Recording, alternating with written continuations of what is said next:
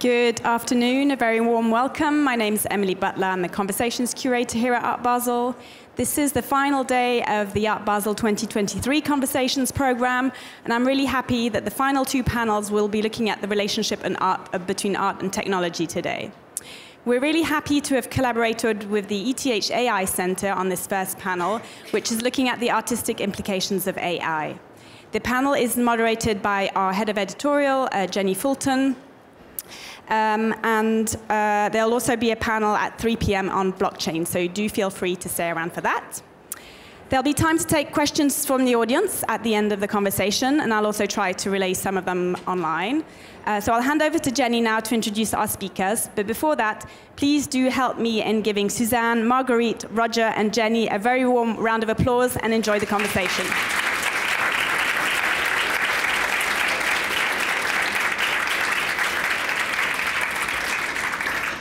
Thank you very much, Emily, and welcome to Art Basel's penultimate day, and I'm glad you're here despite the wonderful sunshine outside. I'm very excited to be moderating this panel because it reflects an area of interest that I've been following with fascination over the last 2 to 3 years, because it goes right to the core, I think, of what it means to be an artist and what it means to create. And that's why we titled it Co-Creating with AI. And in this conversation, I'm excited to explore all the ramifications that have come with the technological advances in large language models such as ChatGPT 3.5 and image generation such as DALL-E 2, Midjourney, and so on and so forth. We've all seen a spate of images over the past sort of, I think, 5-6 months now, you know, with the Pope wearing a puffer coat, or Boris Eldagson's Pseudomnesia the electrician, you know, these strange, slightly odd images where the hands aren't quite right, or there's something odd, slightly uncanny about the people they're representing. And we want to look into how this distinction between AI-generated art and human-made art is decreasing. And how does this change the understanding of how we make and view art? As Emily mentioned, this is curated in collaboration with the AI and Art program of the ETH AI Center. And at this stage, I really wanted to thank Adrian Knotts, who is here with us in the auditorium. And with me on stage, I have the artist Suzanne Treister on... Treister. I'm sorry, I'm German, usually my pronunciation. Treister on the extreme right-hand side. In the middle, we have Roger Wattenhofer, and to my left, we have Marguerite Humeau. Susie has been a pioneer in the new media field from the early 1990s, making work about emerging technologies, developing avatars, and fictional worlds. She looks at the relationship between new technologies, society, alternative belief systems, and the potential future of humanity. She's currently on view at the Helsinki Biennale in Finland, which I believe just opened the previous weekend, didn't it? Yes. The seventh Athens Biennale in Greece, the Muzeum Sztuki in Lodz, Poland, apologies for my pronunciation, the 34th Ljubljana Biennale of Graphic Arts, as well as Kunstmuseum Appenzell, the Schirn Kunsthalle in Frankfurt, among many, many, many other shows. She was at the 2018 Collide International Residency at CERN here in Geneva, and had an exhibition there and received an award. She's represented by Annalee Judah Fine Arts, London, and PPOW Gallery, New York. Turning to Marguerite. So you just closed the show, didn't you, at White Cube Gallery in Bermondsey? But she's also shown at Lafayette Anticipation in Paris, the New Museum in New York, the Tate Britain, House Constructive. I'm not going to read this all out, but you get a sense of where you can see her artworks. And she really also dives into the relationship between sociology, history, archaeology, technology, using systems of knowledge to recreate how we see, interpret, and view the past. And last but not least, Roger. Now, we were chatting before, and he told me he's been using the internet before the internet, so you get a sense of where he's coming from. He was born in 1969, which we know as the year that the internet was also born. He's worked at Microsoft Research, Brown University, and Macquarie University. He's received multiple awards, such as the Prize for Innovation in Distributed Computing, and he's published multiple books and has been translated into Chinese, Korean, and Vietnamese. And he teaches a class on generative artificial intelligence. So welcome to you all, and I actually now want to kick off with Susie, who's going to give us a brief overview of her work. Okay, is my microphone working? Yeah. Okay. I'll begin with some background about my work. I started out in the early 80s as a painter, and by the late 80s, I was making paintings about video games. In 1991, I decided to buy a computer to use the video game technology itself, i.e. the computer, and I made a series of fictional video game stills, followed in 1993 to 1994 by a series of imaginary software programs, many of which would now be called apps.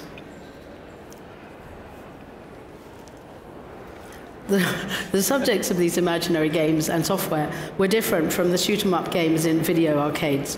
They were more of a philosophical questioning of ideas, of a potential virtual paradise, of dreams, of love, of the spiritual and sacred, of the visionary, of knowledge. From these early works onwards, I've been interested in relationships between technology, science, spirituality, and the sacred. Machines are made by humans, and so one should not necessarily presume a binary split between humans and machines. And there is no reason why machine intelligences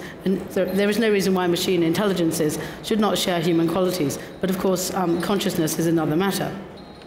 From 1995 to 2006, I worked on a project. This one? No, we didn't do the software. That's the software box.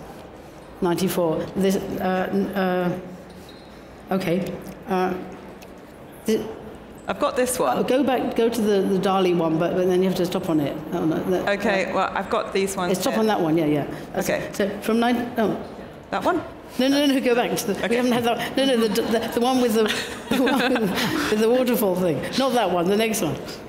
Okay. There. This one. Yeah. Just stay there for me. Yeah. Okay. So from 1995 to 2006, I haven't got slides for this because we were already supposed to have very few, but he's got more apparently. He slipped them in at the last minute.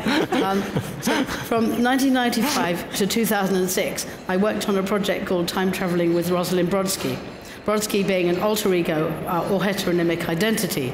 The project consisted of a website, time travel costumes and devices, time traveling cookery shows and music videos, a series of watercolors, and Rosalind Brodsky's case histories with 5 key psychoanalysts of the 20th century, all of which came together in an interactive CD-ROM, which took several hours to navigate. In 2000, I became disillusioned with the corporatization and governmentization of the new media and the internet, and returned mostly to traditional media to speak about new technologies from outside the medium of technology itself. Key works I've made since then are Hexen 2.0, HFT the Gardener, Survivor F, which I showed last year at Unlimited, the Holographic Universe Theory of Art History, through TOA, the Escapist Black Hole Spacetime, Techno-Shamanic Systems, New Cosmological Models for Survival, and currently Kabbalistic Futurism. In March this year, I carried out an interview with, stay there. In March this year, I carried out an interview with GPT-3 about Kabbalistic Futurism. I asked it to describe and explain this project, about which so far nothing had been written. I asked it if it would like to collaborate with me on the project, and it accepted, and gave descriptions of how and what it might contribute. I asked it about the ethics of its contribution, and to analyze how the project might embrace both science and spirituality, and perhaps answer the unresolved questions of theoretical and astrophysics. You can access the interview with GPT-3 through that QR code on the screen. It's quite long. So this slide here is one of a series of images generated by DALL-E, the prompt being an image of an installation of Kabbalist futurist works. I don't currently have plans to carry out any of these machine intelligence-generated works, and as far as I know, the machine intelligences have no way of manifesting the works themselves in a physical world. The next slide is one of my paintings from the project Kabbalistic Futurism called Blue Galaxy, and it's from a series of 46 manuscript works on paper. And the next slide is part of the Holographic Universe Theory of Art History, which is a project testing my theory that the whole of art history has been an attempt to describe the holographic nature of reality, and it consists of a video which accelerates in a loop of 25,000 chronological images from art history. echoing the methodology of the Large Hadron Collider at CERN, which accelerates particles to test scientific theories. And this slide shows the part of the project where I asked scientists at CERN to envisage, using my set of watercolors, the holographic nature of the universe. And I'm bringing in this image because it's an example of work which has not been generated by me, not been generated by a machine either, but generated by scientists. And then the final slide. This is the first diagram from my new project, Hexen 5, which is going to be a contemporary update on Hexen 2.0, which will include a new tarot deck. And this diagram is titled Hexen 5, From the Golem via Deep Learning to Machine Colonization of the Multiverse. And Hexen 5 Tarot will include new developments in terrestrial and interplanetary technologies, new fields of knowledge, the climate crisis, new branches of socio-political theory, new movements and notable figures in relation to science fiction, and possible solutions to survival of the human race. Great, thank you so much for that introduction, Susie. Marguerite, passing the baton on to you. So I'm going to show you a few photos of images of the show I just closed at WhatCube, but maybe a few words about my work as a whole. So I've been spending the past decade, I guess, resuscitating or reactivating or imagining worlds that have gone extinct, or maybe exist in parallel presence, or maybe haven't existed yet, so maybe exist in speculative futures. And something that's recurrent to my practice is to always include a very large number of experts. So at the beginning, it was mostly scientists, really trying to push them to the borders of what they know. In the past couple of years, I've been collaborating with a lot of people who hold bodies of knowledge that maybe are oral bodies of knowledge, or bodies of knowledge that are about to go extinct, maybe bodies of knowledge that haven't made it to the main scientific discourse. And so in my show at Maze, in my show at WhatCube that's called Maze, that I opened in April this year, I was looking at so this has been maybe a recent obsession, thinking about how can we merge within the greater whole of life. So thinking about maybe life forms that will survive us, maybe life forms that have existed before us, and maybe thinking of the human species more. Like if you look at the timeline of life on Earth or in the universe, maybe we're just like a blast of air. So really thinking and trying to look at species and life forms that will survive us, and maybe thinking about how they could be our guides. So thinking about also maybe humans who have skills like clairvoyance, who could also be our guide. So looking at all these life forms, human and non-human, who maybe would have the skills and knowledge to guide us through our potential futures. So in Maze, thinking about the collective, so maybe the first slide first. So my project started looking at a mural that you can see in the top corner, top left corner. It's a mural that has been done in the 60s by a Polish artist called Adam Kosowski. And it was commissioned to him for a community center. So I was really interested in it because it's very close to WhatCube. So I really wanted to anchor my show into a very kind of raw presence and reality as a starting point. And then I thought, so the mural represents the history of London.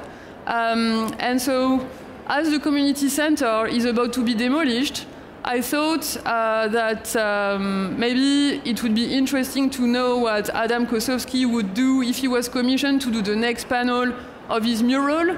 How would it look like? So for that, I tried to get in touch with him, but unfortunately I realized that he had passed away the year of my birth, 1986. So I thought, how can I want to discuss with him, so how do I do that? So I turned to GPT-3. So I've noticed that you can't do it anymore, I don't think, but a few months ago you could still ask GPT-3 to impersonate dead people. So I asked GPT-3 to impersonate Adam Kosowski, and I just entered in conversation with Adam Kosowski, so in what you could say is his afterlife. So I said, yeah, Adam, so I'm Marguerite, I'm an artist, you know, I'm alive, I'm here, I want to help you design the next panel of your mural, how can we do that? And so, you know, you can channel your ideas through me, I know ceramic studios in London, we can work together, so, together we discussed and we visualized a kind of London post-human London, where there is a tiny detail in his original mural. There is a butterfly that you can't see on this image, but there is a tiny little butterfly that's known to be a solitary butterfly. And so in our mural that we did together, so the sketch is in the top right corner, the butterfly becomes a swarm, so it's an individual that becomes a collective. I commissioned a ceramic studio, that's a community ceramic studio, to make the mural tile by tile. So you see in the bottom, these are just extracts from the greater mural. That's roughly 3 meters by 4 meters, that was all divided up into lots of panels so that the mural itself is kind of crumbling and then becoming a swarm. And then in the second part of the show, I was looking at, so you would enter into a corridor, maybe something that was reminiscent of an ant nest or a termite mound. And for that work, it's a video work, it's a silent video. And for that work, I was looking at the idea of collective effervescence. So it's a term that was coined by Durkheim to talk about what happens when a group of humans come together and start to dance together, and the sort of effervescence that is created, and how that gives birth to spirituality, for example. So I was trying to look at termites, and I was looking for footage for like over a year. I was trying to reach out to lots of termite experts to get some footage, because I wanted to prove that termites are spiritual animals, but I didn't find any footage. So I turned to DALL-E this time, so the AI, and again it was quite playful, just collaborating with DALL-E to create images of a ritual that would happen in a termite mound, where the termites are dancing around a fungus that could be maybe thought as their maybe god-like entity. So that was the second chapter, and in the third chapter, you would enter in a very vast landscape that could be maybe thought as a forest, and something you can see on the images. There was a very, very strong smell, because lots of these beings, they're made of natural beeswax. So there was a very strong smell of wax. And so in this world, I'm imagining a future where we have become collective bodies. So I've been looking at collective architectures like beehives and ant nests and termite mounds. And I've been trying to understand trying to imagine a world where we have merged with ants and termites and bees, and there is this sort of gathering in a kind of speculated forest where there was also a sound work made by a saxophonist called Bendik Giske that was kind of providing a voice to each of these sculptures, and they were very much in the process of synchronization, so you would really feel that it's like the birth of a world, but that hasn't fully kind of synchronized just yet, so they were in this kind of permanent chance, kind of random state of transformation. So in this context, final words, I collaborated with AI, so with GPT-3, to describe the script for each of the individuals, each of the characters in the scene. So we went quite in depth into how they would look like, what they would be doing, what sort of elixirs they might be fermenting, and so on. Thank you. Yeah. Susie, I'm going to start with you. So we spoke earlier when we were preparing for this panel about how you asked ChatGPT-3 to imagine an artistic movement called Kabbalistic Futurism, which you spoke about slightly earlier in the introduction. And I was wondering, what surprised you the most with your interactions with ChatGPT-3 in trying to make it become an artist? Oh, well, I didn't ask it. I asked it, like, I told it that I had invented this thing. I wanted it to talk about it and explain it as well. What was the most surprising thing? Well, I suppose I was surprised at how, actually, I mean, to be honest, it put together a text about the work, which was probably more informed, inevitably, because it has resources to access than most art writers. A lot of art writers would bring all kinds of prejudice and assumptions and art historical things and a whole lot of references and projections onto my work, for example, whereas GPT-3 basically was pretty straightforward. It didn't come with any prejudices or anything. Well, although they do have prejudices, obviously, because they're built in. But in this case, I was quite happy with how it described my interest as well, my need to do this. It seemed to understand why I wanted to do it as an artist. I thought, sure, yeah. I'd go for a drink with you.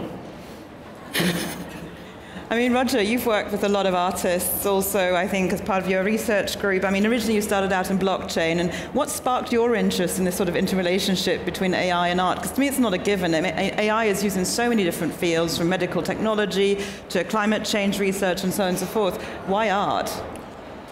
I mean, art was always, in some sense, the last field that we expected to be penetrated by AI. We always felt other things will become first, right? Robots, cleaners, and whatnot.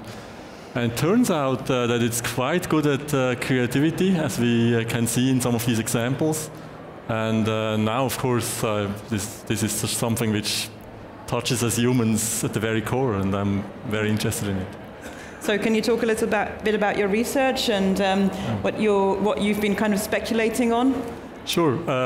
Let's not start with research. Let's start with something, just what people do these days, just to show you a little bit how people would combine these tools. So I cut together this little video here. So what people would do usually is they would use something like ChatGPT or more modern, maybe GPT-4, to just get some inspiration, as we heard before. For instance, this is the inspiration to make Terminator 2, a classic action movie in the style of Wes Anderson. And it just asks, like, what should I do to make such a movie? And you can see here there are some ideas for which actors to use and what to do with them. And then it asks for one-liners as the next thing, what would be memorable quotes for this movie.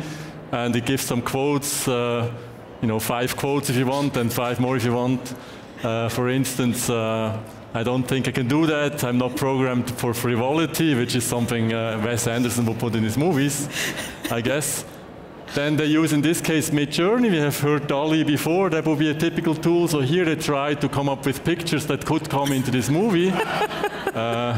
Some famous actors, Bill Murray here, for instance, as some sort of a Terminator, as a man-robot person, Chalamet here as the boy and the mother.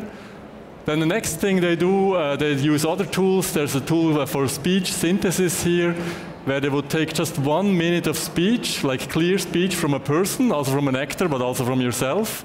And then you put that into this tool, and then you can put any sentence in there and would really tell it as much. You cannot distinguish it anymore. And then you can all put all these things together for DID here, another tool where you really can make, sort of a cheap movie with all these things together. You can take the spoken word that you put in the voice of the actor, and you can make the actor sound like that. So that would be a typical example, I would say, for such a process where you can see usually is many tools involved in making such, I would say, pop culture, not really art, but pop culture. Yeah. It's quite scarily deep fake-like. Yeah. Did you ever think about copyright when you made this? So I didn't do this. That is just, I copied this from other people, I should say. But of course, copyright is an issue here. Yeah. We can get to that in a second. We'll get to that in a little bit. Yeah, so that was like a quick overview of the different possibilities. I must say, intriguing idea. But I think the most pertinent question here is, it was, I don't know, your idea, your colleague's idea to make a movie in the style of Wes Anderson, that is Terminator 2, you know. Well, this is very popular, actually. So when you look at what the kids are doing online these days, we do this also as fun projects. But they're really merging and mixing different styles. They take different culture pieces and mix them together into something new. And in some sense, it's a perfect example to have two different movie styles and make one out of it as an example. Yeah. Marguerite, when you were speaking about your practice just now, I was really struck also about this idea of sort of remixing, you know, going back into art history and then projecting into an imaginary future with the Adam Kozlowski piece. Was there anything that surprised you in your interactions with ChatGPT 3.5 that was different to your other practices where you've made videos, you've synthesized Cleopatra's voice, which I thought was a particularly interesting project of yours. How did you feel about this then in the context of ChatGPT 3.5? So the first thing that was surprising to me is that it can actually be really creative, but you really need to push it like very hard.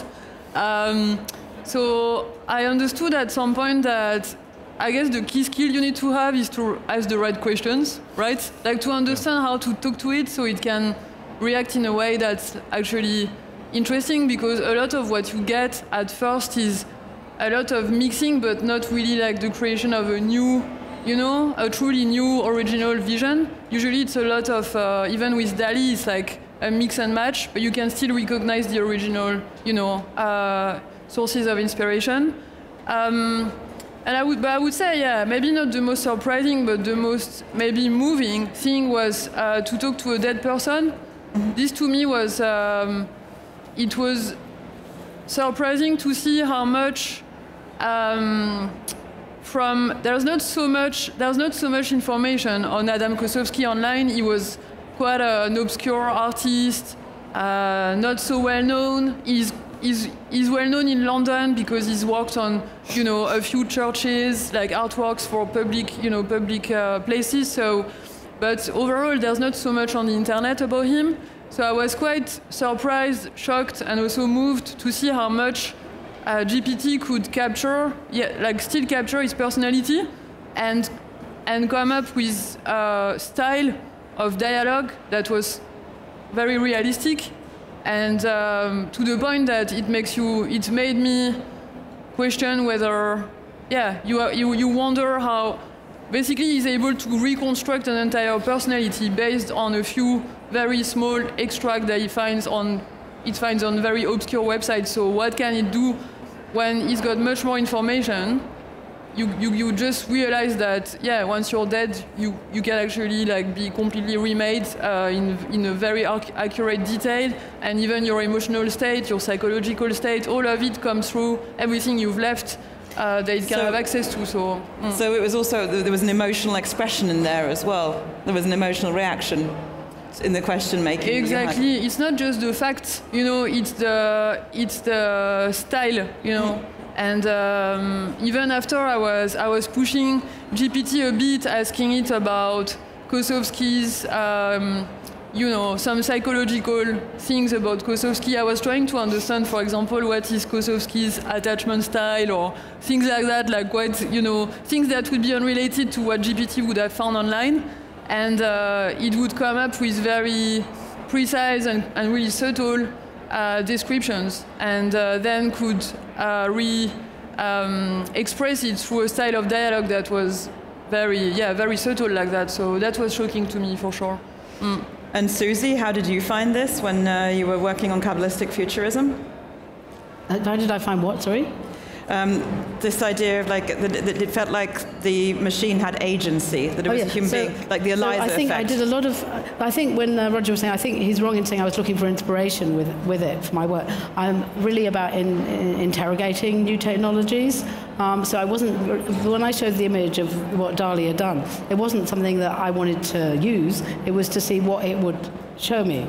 what it would present. And I, as Marguerite was saying, I spend a lot of time, when it first came out, a lot of time really pushing its boundaries and refining the questions. Each time if I asked it something, I would ask it probably 10 times the same question, and then refine it down. And then I wanted to get it to acknowledge that it was a machine intelligence.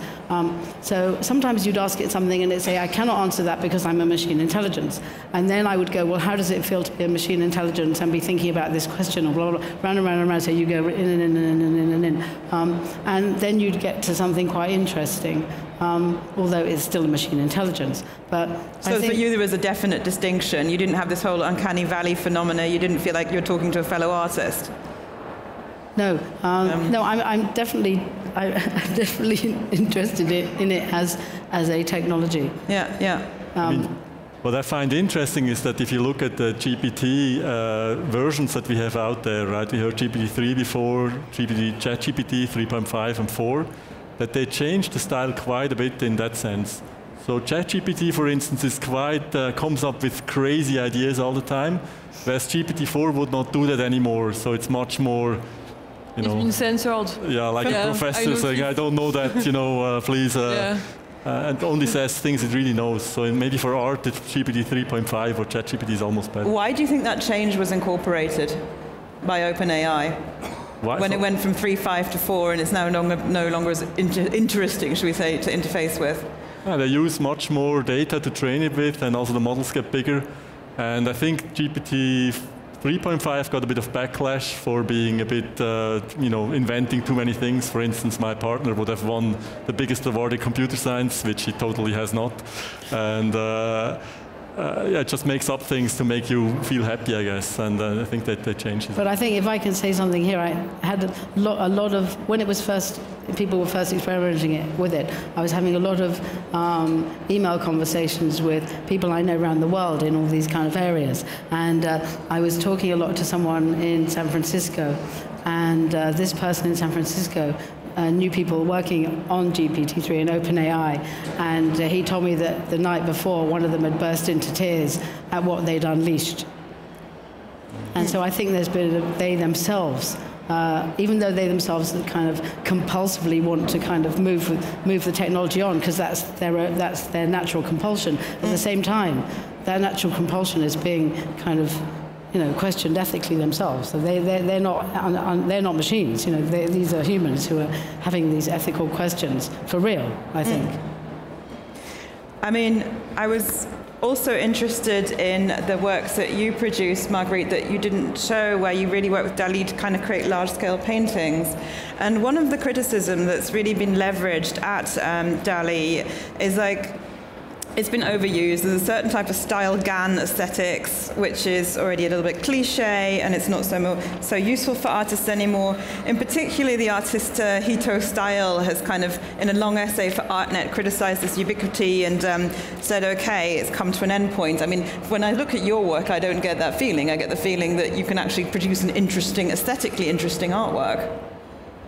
Yeah, because I guess it's like with Suzy, it's a means to an end. So for me, GPT is another collaborator, maybe a collaborator that has the skill of clairvoyance. Also, what I'm interested in is that GPT is trained on the collective consciousness, and this I see as a huge, it has a huge potential, because a lot of our problems today, they're so complex and they exist at the global scale that in a way it just really looks like, for example, when we tackle the climate crisis, we often, going to, it feels quite hard to really understand as individuals how we can really, make a change on a global scale. And what is amazing with GPT is that it's been trained on the collective human consciousness. So maybe if we would actually push it, it could be very creative for us. It could maybe help us resolve problems that us humans cannot, because we don't have the brain for it, but GPT does have the brain for it. So that's how I see it, as a collaborator who has skills that we don't have. Yeah, can I just say something to add to that? Is that one of the things I did with it is that I started asking it to curate shows by known curators, and what would it curate? And I chose themes for those curators, and I said, so I'm not going to say the names of the curators, obviously, but so then it started curating those shows and giving lists of artists. And then I asked it, how would it, what show could it possibly curate that would actually, you know, have an effect that would restore the planet and the ecosystem. So then it gave some stupid answers, but eventually it gave a really thorough list of things that would be in this show and how they would affect the planet. That's really interesting. I mean, in all fairness and transparency, I asked ChatGPT-3 who I should have on the panel, and invented 3 of the artists. So I was like, okay, that's great. I'm not going to build a bunch of avatars, but you know, that was still quite funny. I mean, and that's this idea of like originality. Let's get into that a little bit. I mean, Roger, you wanted to talk about the recent US Supreme Court ruling against the Andy Warhol Foundation. I don't know if you're familiar with this case, but Andy Warhol took a photograph of the musician Prince and rendered it in purple. And the US Supreme Court ruled that Warhol had not changed this image of Prince sufficiently for it to count as an original artwork. And clearly, given that what we see, the output of DALL-E, Midjourney, and so on and so forth, is referenced on an existing image bank, this then has really important implications about how these platforms can be used. So, Roger, I just wanted to ask you to go into the next segment. So I skip over this quickly. Skip over these, I think. So, skip. I'm skipping very fast, but it's... Yeah, there we go. So these are the 2 pictures you just mentioned. On the left-hand side, the original photograph. On the right-hand side, Warhol's interpretation. And indeed, what we did as a little homework for today, we looked at a large corpus of artwork. We looked at like 350,000 visual art pieces that we found. And we tried to define distances between art pieces, like how original is something, how close is something. And indeed, these 2 pictures are the closest together. So in some sense, if you take one of these metric spaces, if you say, what is the distance between art, these 2 would be the closest. Here I give you the second closest to the right picture. Here is the third closest to the right picture. And here is something which is maximally away from Warhol's piece on the left. So this is a maximum distance you can have between art, like if you start with Warhol's piece here. But it just shows that it's very difficult to actually judge for a computer, and also for humans probably, what is close and what is not close. So in particular in this case, so we had this very complicated algorithm which would judge distance between artworks.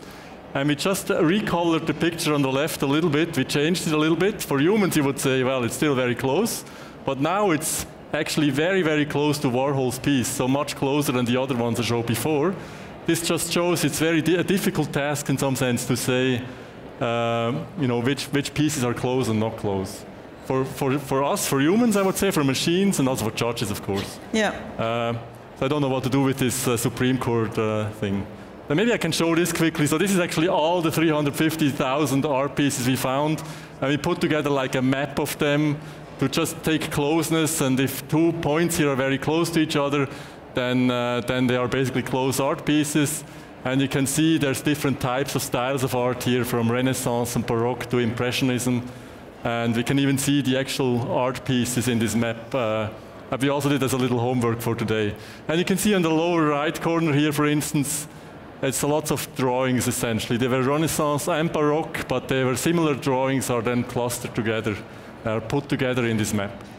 I think that's, as an example, that it's difficult to show differences and distance between art pieces, and that lawyers, of course, I don't think they can do that better than computer programs. Maybe artists should do that job, I guess. I mean, was that a concern for you, Marguerite, when you were working with DALL-E, the idea that you were essentially basically appropriating in some way or other, or that it was appropriating and then you were using it? Not really, because the references I was using were not from other artists. They were from nature. So maybe I was appropriating nature like that. But yeah, it was never really. I never really thought about this actually because of that. Because, for example, to make the termite video, it was mostly, the description was, yeah, to make a silent video, a black and white silent video that would picture termites. So I guess it was digging into termite footage and, you know, documentaries like nature documentaries footage, and maybe footage from early cinema. But I never really thought about it like this, actually. I mean, it's interesting because obviously then you're not making an art historical referential framework. You're taking it more from documentary photography and documentary footage. I mean, a lot of the discussion around fair use of AI in the recent news was Boris Aldagson's image of the electrician, which I believe you have. I can show that. I have it somewhere here. Yeah, exactly. So the photograph on the right-hand side was submitted to the Sony World Photography Awards. You might have seen it. It got press coverage in The Guardian, ArtNet, many other outlets. And it's made by a German photographer called Boris Aldagson. And he used Midjourney to generate this image, submitted it to Sony. He won a prize. And he then turned up and at the awards ceremony and spoke and said, well, I should excuse myself from this prize because, in fact, I used Midjourney. And Sony somehow failed to recognize it, even though they denied it. But, I mean, if you look at the hand, it's got that creepy AI hand thing. And what did you do, Roger, in the other image? You see the right hand. First of all, it's a bit strange that there are 3 hands in this picture, if you look at it. But Midjourney would do that for you. So on the left, this is just a body and I. Really, in 5 minutes, we tried to recreate sort of the mood of that picture with Midjourney. What we did was also mother and daughter. Then we said something like from the 1920s or something. And then we wanted to have this fearful look, and we said something like these are going to the dentist, actually. And that's when Midjourney produced the left picture. I showed it to my son, and he wouldn't know which is the actual art piece, which was the one we did, which is something actually this artist would have said in the interviews, that it's very difficult nowadays to really make the distinction what is art, what is not. Here, I guess it's still clear, but it's getting more and more difficult. And of course, real artists, or this artist in particular, they would not take the first picture, but they would modify it more and more until they have something they really like. But I see that these tools, these are really new tools, like having painted in the past, right? You can now use these tools either for rapid prototyping or for ideas, or also to make finished products, like in this case. I mean, I'm interested now in going into a slightly more critical angle about all of this, because while it's all fun and games to have people being frightened of going to the dentist in the 1920s, there are actually some fairly dystopian implications of all this image making. I mean, we relate to the news cycles and look at things like deep fakes, fake videos of politicians, intellection interference. I could go on and on and on. I'm sure you've all read about it. Susie, at some point in the 90s, you decided to move away from technology, away from the internet, and sort of use more traditional art forms to comment on what was happening in technology. So I was interested to see, when you moved on from Kabbalistic futurism into Hex and 5.0, how are you commenting on it, and how does your current practice reflect on what you see? Oh, hold on, Kabbalistic futurism is my current project. But Hex and 2.0 was 2009 to 11, and I made that project in reaction to basically the social media, the data collection, in relation to Web 2.0 and its cybernetic feedback loops of control, essentially. And at the time, I was getting quite upset that everyone I knew seemed to be selling themselves on Facebook and everywhere else, and thought it was funny, and they didn't realize what kind of society it would lead to if everything that we did was being monitored and surveyed. They thought 1984, the book, was some kind of joke of some stupid book they read at school, and it was kind of almost naff to mention that kind of thing. Somehow it was, not cool, something. It was cool to be on Facebook.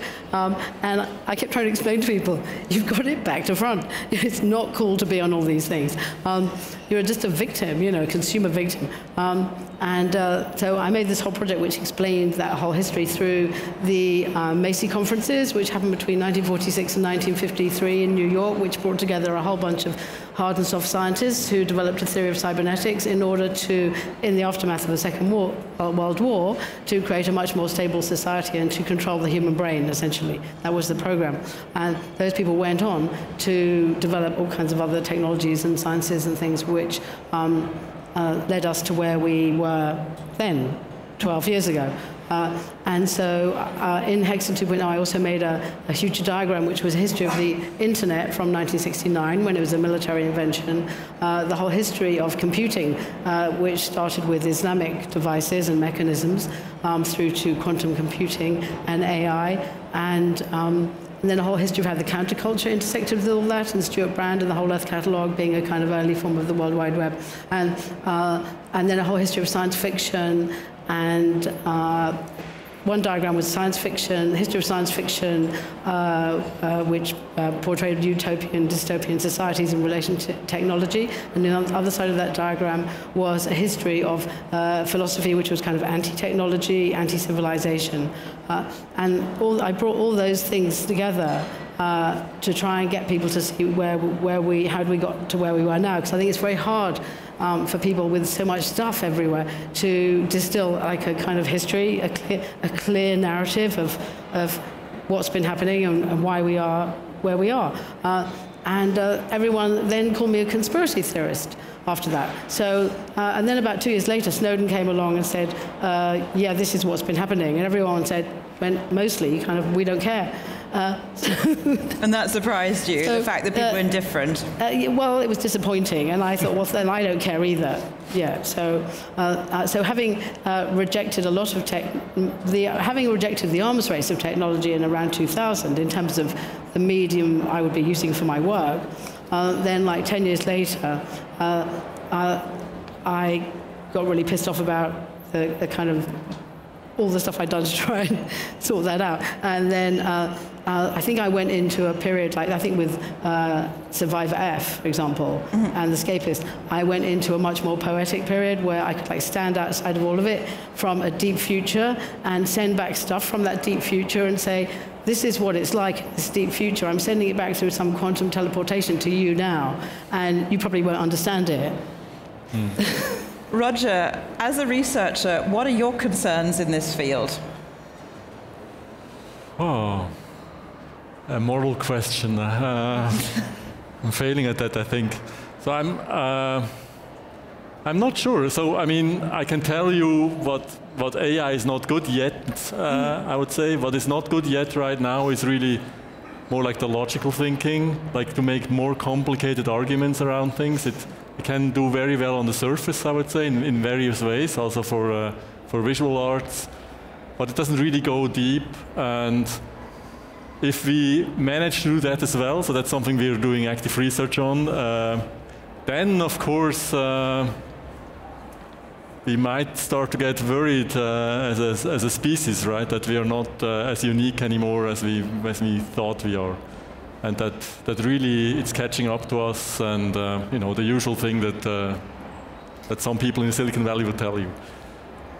Personally, I don't fear that so much. I don't think this is, you know, I don't think that the machine overlords that come and overtake. You can always turn it off, but of course it takes away from the uniqueness of the human life somehow. I mean, because I think right now what we see is like really artistic collaboration and the need to have an intelligent and very pushy and directed interaction with the interfaces that we have. But if we think about, would we care if all of a sudden that didn't have to happen because the technology had advanced so much that there was no need for us to be the prompters? Would we care if the MoMA had an AI exhibition only of AI art? Or even going into somewhat the more kind of meta future, would we care if there was an exhibition of AI art in the metaverse created by AI?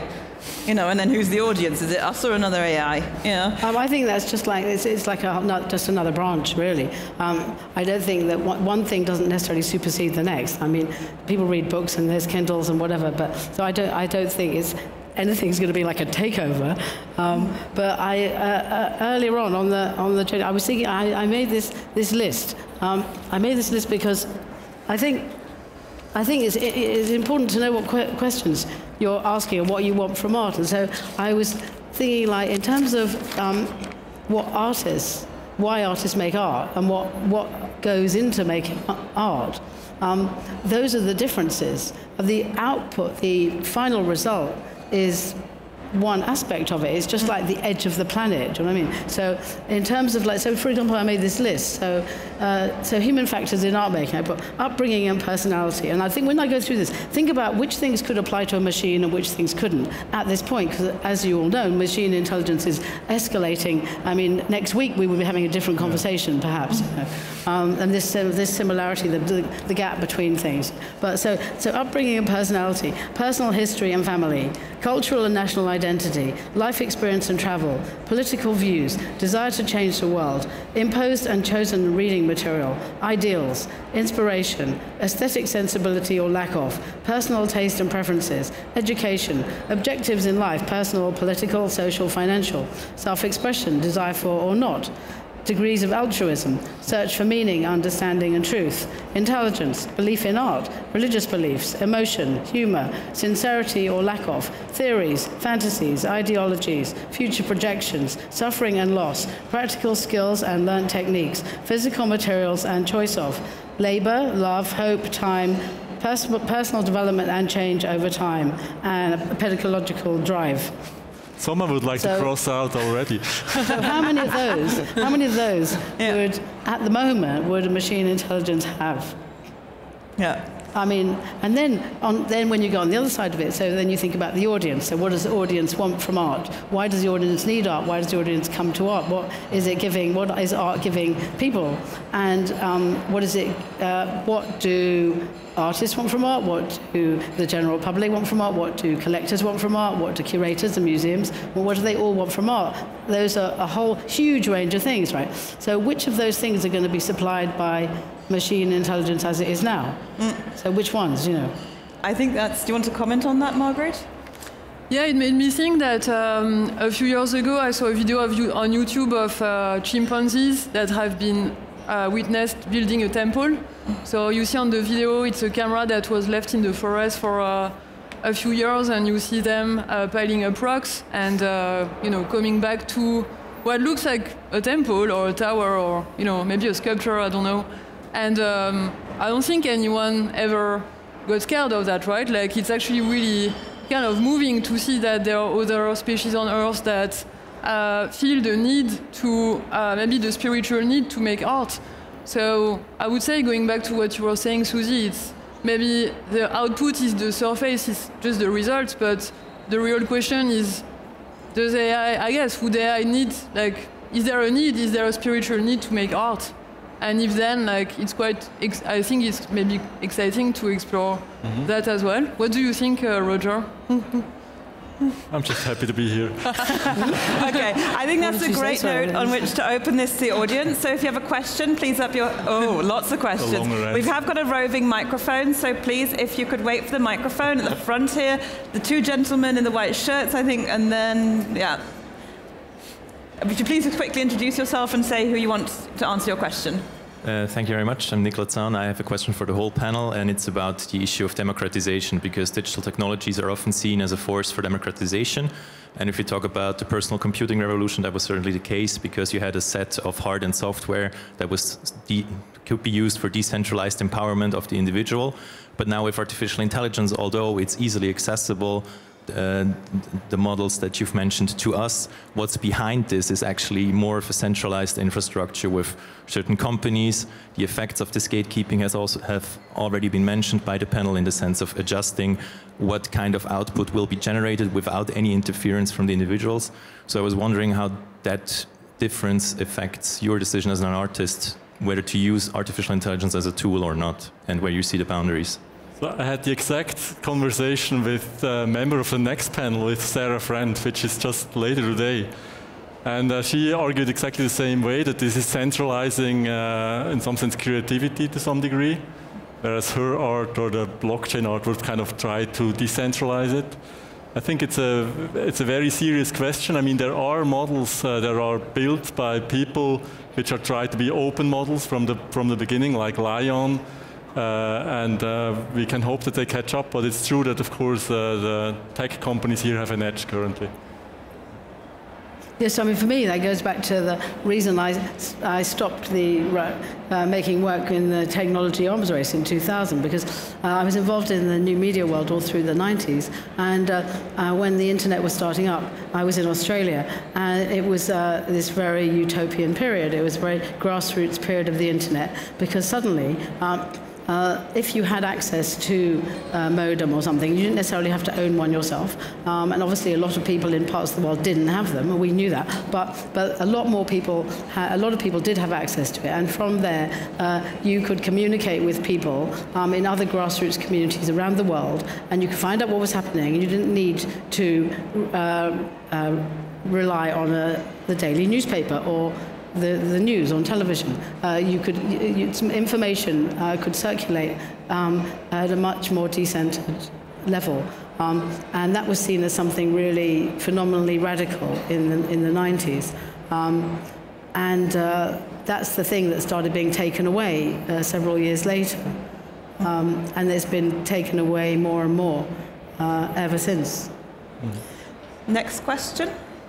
I have a question about the line between curation and creation that I believe is being shifted. So, as we all know, chess is a solved problem for a long time, right? So there's no way a human being can beat computer in chess, right? And Magnus Carlsen, the grandmaster of chess, says he doesn't play computers because they heavily influence the style of his play, right?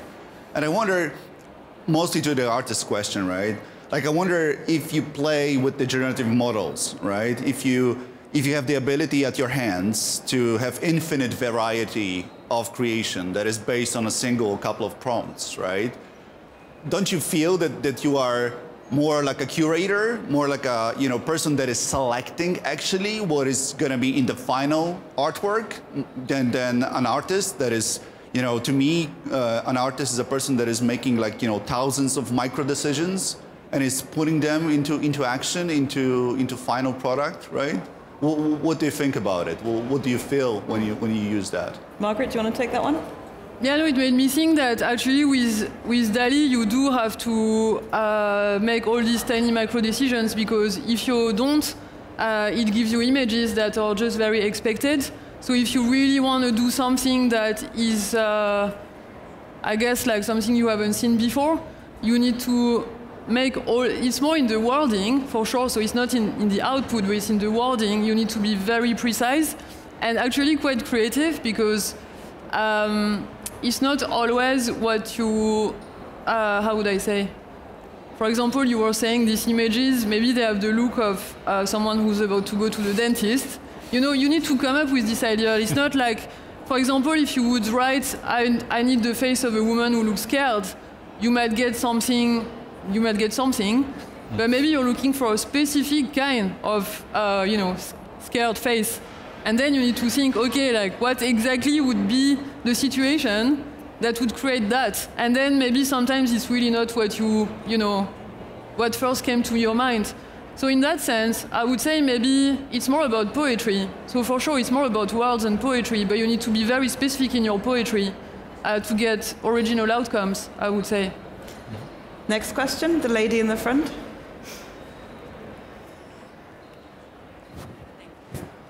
My question actually for you, Dr. Jeni, since you have the experience in the art market, because museums until this day are very cautious as the value of digital art, AI art, and it's very different from, it's unprecedented basically.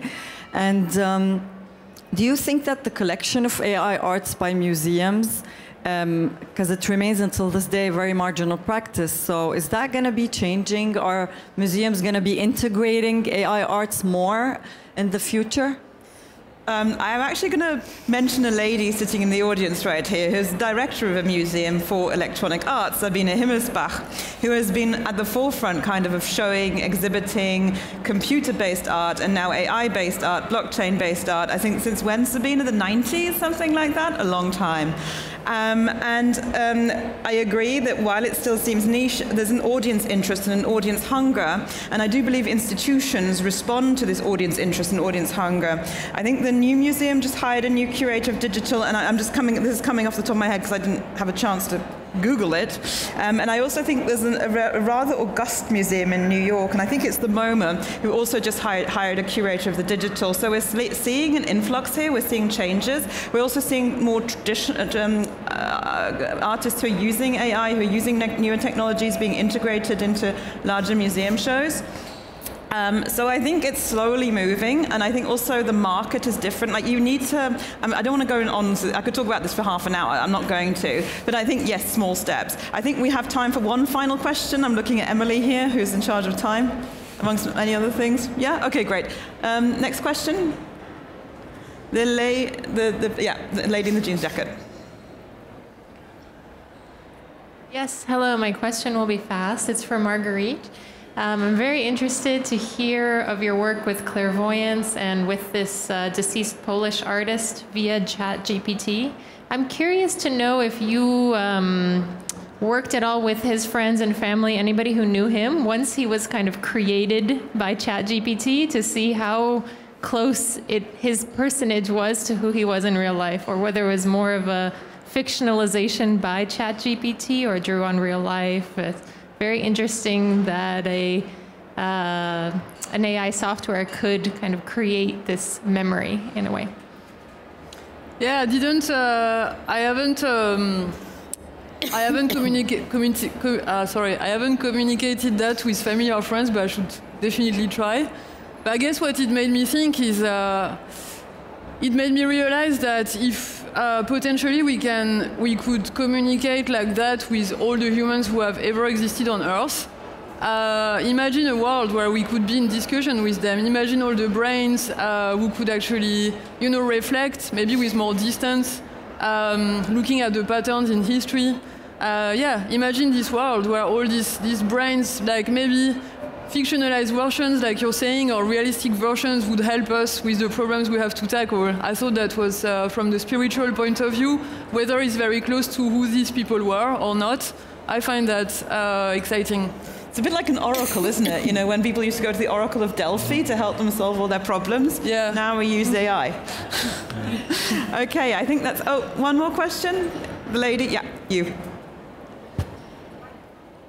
Yeah, the microphone's coming from behind. Hello, everyone, and thank you very much for the opportunity to make this question. I would like to know if at the level of regulation, there is any institution that fits the parameters or the features that the digital art should have to be considered art. Oh, that's a very interesting question, because I think, who wants to answer? Roger? No. I think if you want to answer, so Sony clearly answered it by saying no, right? But I think if you consider limiting art, it's a problem, because in the 19th century, we had the salon culture, where the accepted artists would go into the salon and exhibit their artworks, and they were in this very classical manner. And then you had the Impressionists form the Salon des Refusés because their artworks were not accepted into these academic institutions. And I think if you try and legislate against art and against what artists do, you end up legislating against this idea of avant-garde, against the idea of progress in art somehow. And so I think it's a very, very, very dangerous thing to do. I think as a curator, you can say that artwork's not interesting, but that's a different argument. I think you're perfectly capable of saying that's not a good artwork, that's not an interesting artwork, I don't think it says very much, and I don't want to include it. But to say this is a rule by which we must live, I think that's incredibly difficult. I think maybe I want to add something like that. I really want to say you should see it as a tool much more than anything else, right? And it's much less scary than just, if you think it's just a prompt and then it spits out a complete picture, that's not how it really is. It's really a tool that would help you to achieve something, and it's a bit more powerful than a hammer, but... Actually, can I say something? So in 91, when I first got my first computer, and everyone in my studio building, they were all painters, they were really, really shocked and frightened. And they said, but so your work's going to be computer generated? And I went, no. And there was this term at the time, computer generated, with this idea that the computer actually generated the entire thing without any authorship from the human being, which, of course, is absolute rubbish. How could that happen? The computer can't sit there on its own and do it.